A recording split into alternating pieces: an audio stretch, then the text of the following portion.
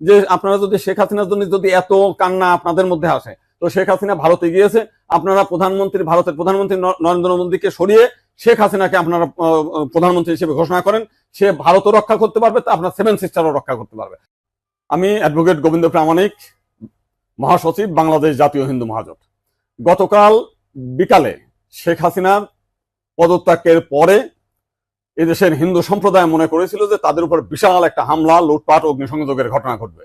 কিন্তু গতকাল বিকালেই বিএনপি এবং জামাতের নেতারা তাদের নেতৃবৃন্দকে হিন্দুদের বাড়িতে হামলা, লুটপাট, অগ্নিসংযোগ যাতে না হয় এবং প্রত্যেক মন্দিরে যাতে পাহারা দেয় সেই ব্যবস্থা করার নির্দেশ দেয়। এবং গতকাল থেকে আমরা দেখেছি সেই পাহারা দিয়েছে।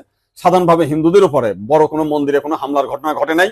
কিছু আওয়ামী লীগের হিন্দু নেতা আছে যারা বিভিন্ন সময় লম্পঝম্প করেছিল, তাদের বাড়িতে, শুধু হিন্দু বাড়ি না, মুসলিম আওয়ামী লীগ নেতাদের বাড়িতেও হামলা হয়েছে, লুটপাট হয়েছে এবং সামান্য কিছু সুযোগ সন্ধানী এলাকা ভিত্তিক তারা কিছু সামান্য মন্দিরে হামলা করেছে।